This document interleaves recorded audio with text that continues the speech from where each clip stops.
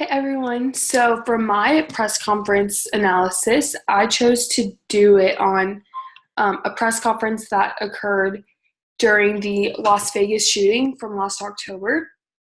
And the man who was giving the press conference, his name is Sheriff Joseph Lombardo. Make sure I get that right. And he worked for the Las Vegas Police Department. He's a sheriff there. And there has been, I'm sure you all know a lot or have heard things since this happened because it's pretty relatively recent, unless from last year. But there was a lot of controversy surrounding a lot of the stuff that's happened since the shooting occurred, and a lot of the police reporting and kind of some inaccuracies that have taken place. There's been quite a few discrepancies in facts, and a lot of the facts have taken a long time to come out.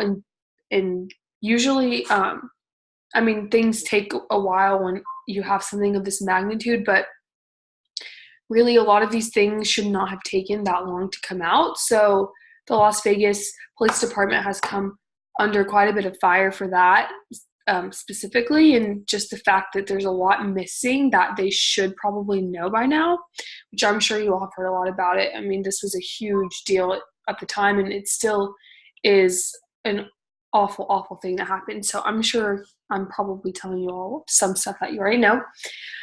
But for my analysis of this, I really just talked about this specific press conference. So in my paper, I said that overall, I think he did a good job in this specific press conference. I don't know, I haven't seen enough about him to know overall what I think about how he did handling the crisis as a whole.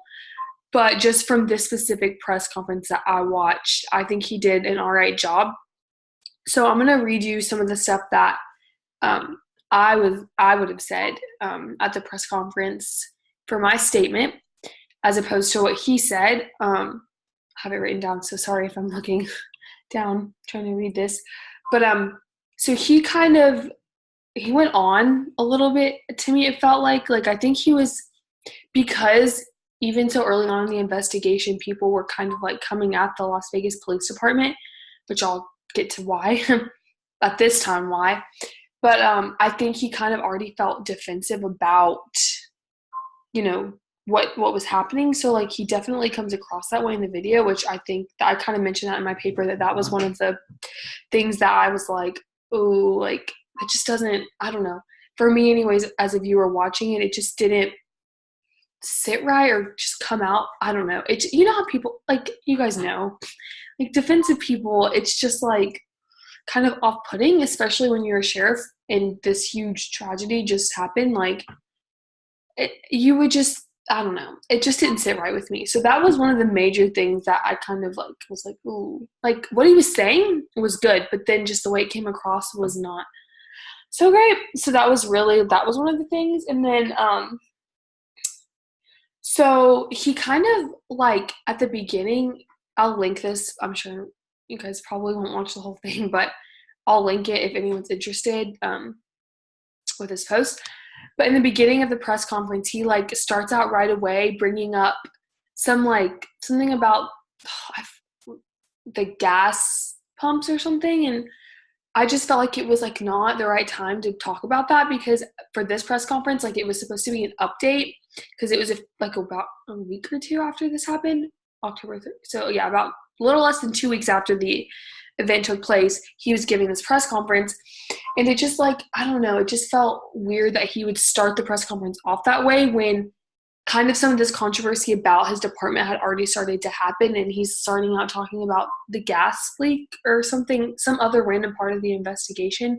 And I was just why would you start out that way? Because these reporters want to know the facts, and there was a lot of I mentioned I would get to earlier, the MGM hotel that the shooter was in had released their own statement, and it kind of didn't exactly line up with some of the facts that the police department released. So that's really what a lot of the initial controversy came out of, was the fact that they're two of the biggest parts of this investigation, and they are releasing statements with different information. That's not good. As someone in the public, you're why do they have different facts? Are we not getting the right information? Like, what's going on? And that caused a lot of problems. And he touches on that this press conference, but I think he could have done a lot better job explaining it.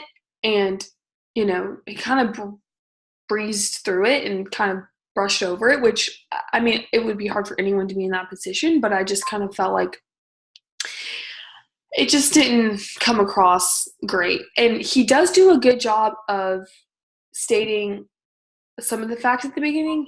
So that was good. But overall, I don't know.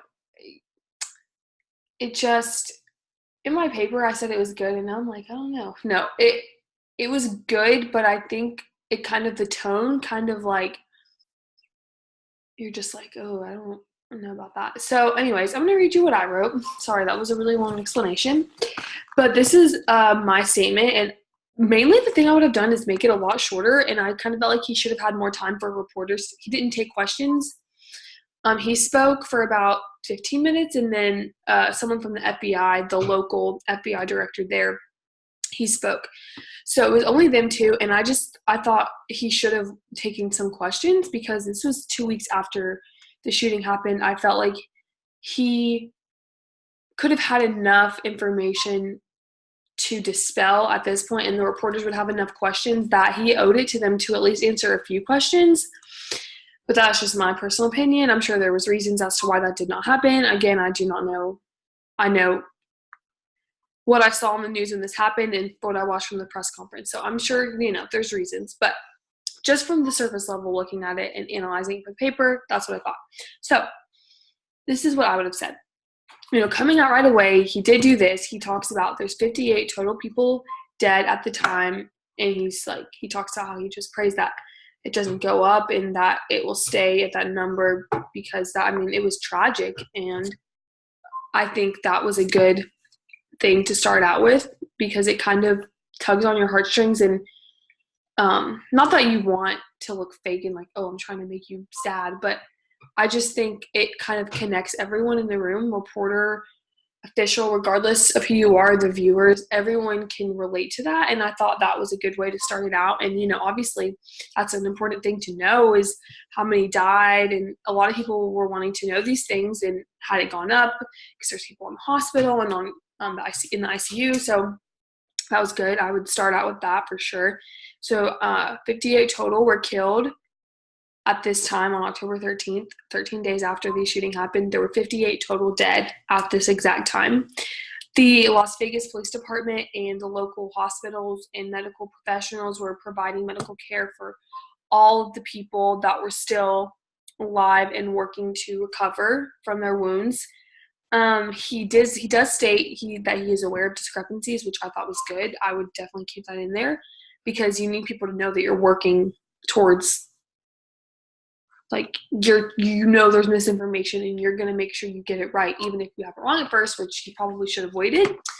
And I think a big mistake was that nobody consulted with MGM and the police department to make sure, we have the same facts, because that really messed them up in terms of media coverage and, people's reactions. The fact that they had different information was bad. It was really bad. So I would say we're aware of the discrepancies. We are working towards getting everybody on the same page. That information shouldn't have been released without someone verifying all the facts on either side, because that is really important that we are all on the same page and that the facts are the facts and no one's taking things prematurely when we haven't confirmed yet. As the police department, that is our responsibility.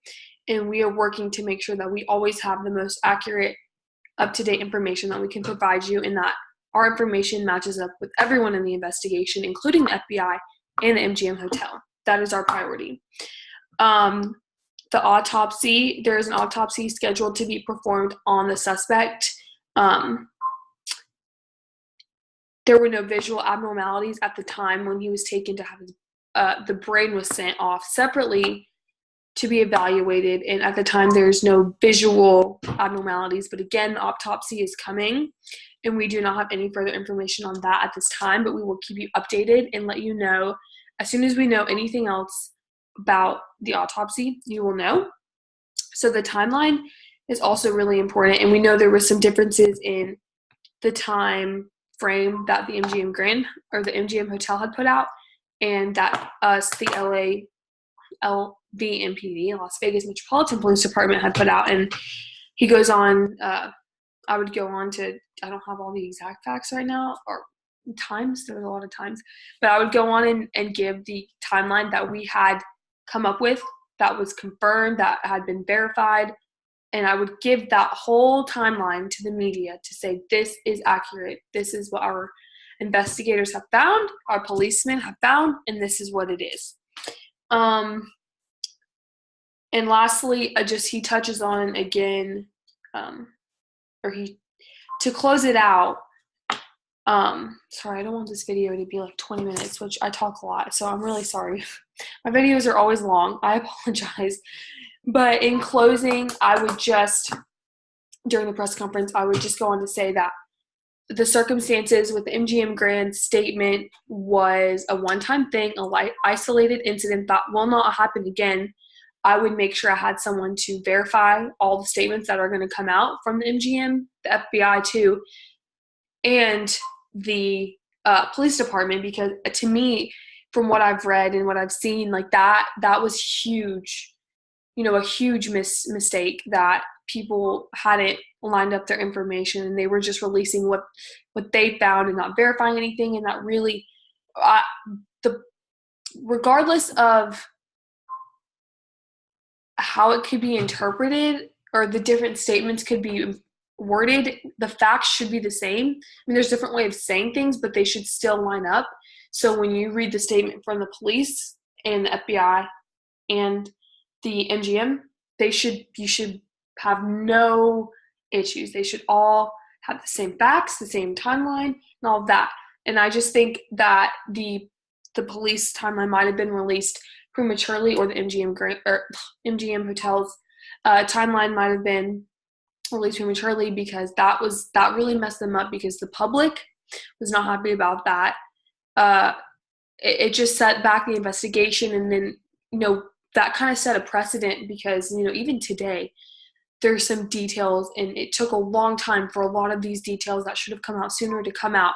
So the public was not convinced. It's not a great word to use, but that's kind of the only thing that's coming to my mind right now. They weren't convinced that the police department was even handling this correctly, because this stuff was taking so incredibly long. Even simple facts that should have been released a long time before, and even now, there's a lot of things that don't exactly add up all the way. Whether that's because there were so many different people involved or what happened, can't tell you that.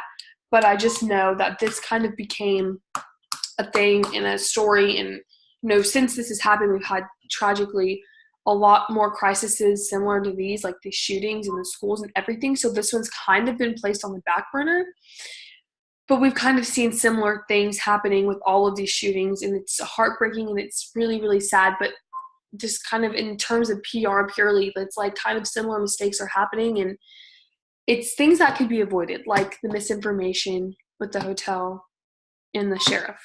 So that's what I found in my analysis, and that would be my statement.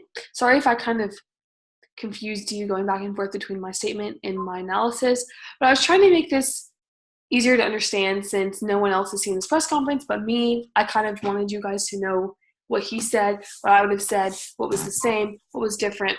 So there you have it. That is my statement, and thank you all for watching.